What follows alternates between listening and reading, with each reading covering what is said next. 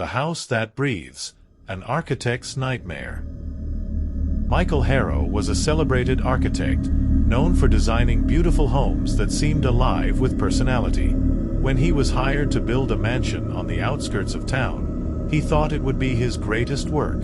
The client, Mr. Abernathy, was a wealthy recluse who insisted the house be like no other, a place that felt alive. Michael threw himself into the project. He sketched flowing hallways, rooms that connected like veins, and windows that cast light in patterns resembling breathing lungs. He even used cutting-edge materials, ones that reacted to heat and pressure, so the house would shift ever so slightly, as if it were alive. When the house was finished, it was a masterpiece. But something about it unsettled Michael. The way the walls curved inward, the faint hum in the air, and the way shadows danced longer than they should, everything felt off. The first night, Mr. Abernathy invited Michael to stay the night in the guest room to experience his creation firsthand. Michael hesitated but eventually agreed. That evening, the house was eerily quiet. Every step he took echoed unnaturally.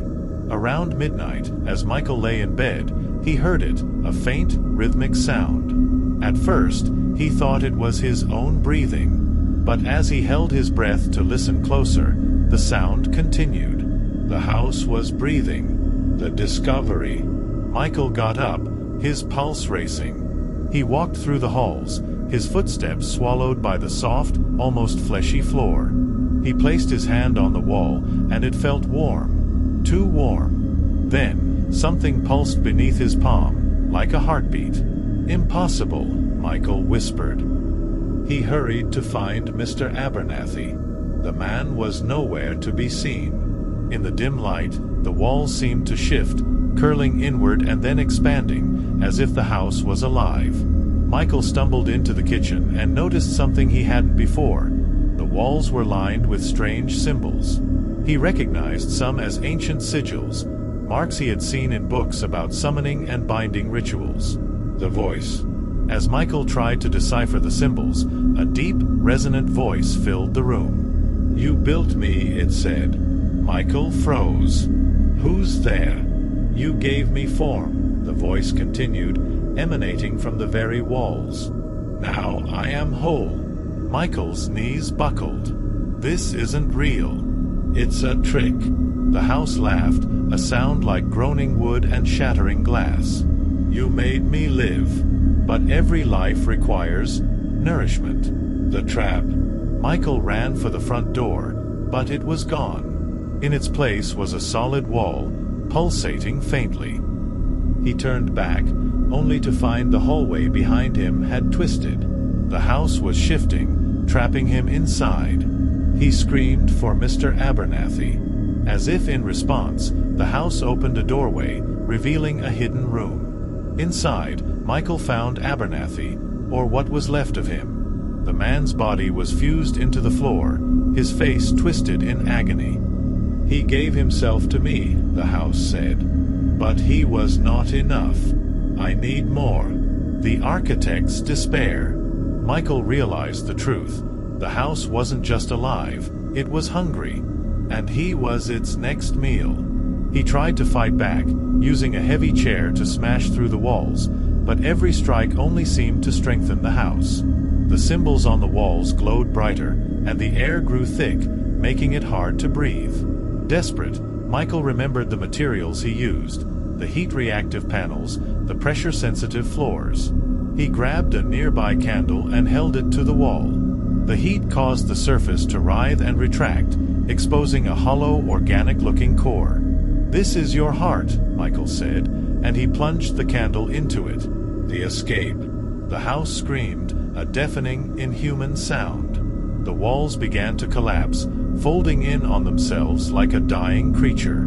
Michael ran, following the twisting hallways as the structure crumbled around him. Finally, he found the front door, now reappeared, and burst outside just as the house collapsed into a heap of rubble. Michael stood in the cold night air, staring at the wreckage. He felt no relief, only an overwhelming sense of dread. In the faint moonlight, he saw something move in the rubble, a pulse, faint but steady. The house wasn't dead. It was waiting, and Michael knew it would never let him go. A lingering fear. Michael couldn't sleep for weeks after escaping the house. Every time he closed his eyes, he heard the rhythmic pulse of the house's breathing and saw its shifting walls closing in on him. He became obsessed with finding out how it had come to life. He researched ancient rituals and alchemical texts, desperate for answers. The symbols he had seen in the house were key, but their exact meaning eluded him. Each night, the memories haunted him, but he felt a strange pull, an urge to return to the ruins. One night, unable to resist any longer, Michael drove to the site. The land was eerily silent, the rubble still faintly glowing as if alive. He approached cautiously, his flashlight trembling in his hand. The warning. As he stood before the remains of the house, a whisper filled the air. It wasn't the house this time. It was a voice, soft, human, and pleading. "Michael, don't let it out." He turned sharply and saw a figure emerging from the shadows. It was a woman, her face pale and drawn, her eyes wide with terror. "You built it, didn't you?" she asked. "Who are you?" Michael demanded. "I'm Sarah," she said, "Abernathy's daughter. He summoned the house to trap something, but you made it stronger. You gave it flesh." Michael staggered back, the weight of her words crushing him. "What do you mean, trap something?" "What was in there?" "A spirit, an ancient one," Sarah explained.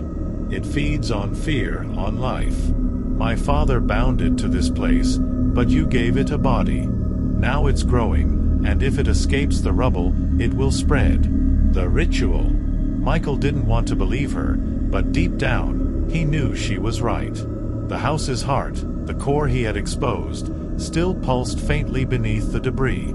If it wasn't destroyed, the entity would find a new form. Sarah handed him an old, weathered book filled with symbols like the ones on the house walls.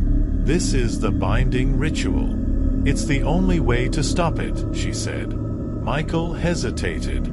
"What happens if I fail?" "Then the house will rebuild itself," she said. "And it will take you." Facing the house. With Sarah's help, Michael prepared for the ritual. They needed fire, salt, and blood, his blood, to seal the entity. The thought of offering his blood terrified him, but he knew he had no choice. As they began the ritual, the rubble started to shift. The house's heartbeat grew louder, and tendrils of shadow emerged, reaching for them. The air grew thick, pressing down on them like a weight. "Keep going," Sarah yelled. Michael chanted the words from the book, his voice shaking.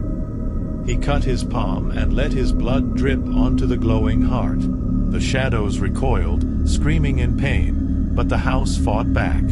The ground trembled, and the walls of the ruins began to reform. The final sacrifice. The house was trying to rebuild itself faster than they could finish the ritual. Michael realized it wouldn't stop unless he gave it what it wanted, life. He turned to Sarah. "Get out of here." "What? No, you can't. Go," Michael shouted. "I started this. I have to end it." Thank you for listening to us. We will be back for the next part of this story. Make sure to let us know in a comment box. Thank you and stay blessed.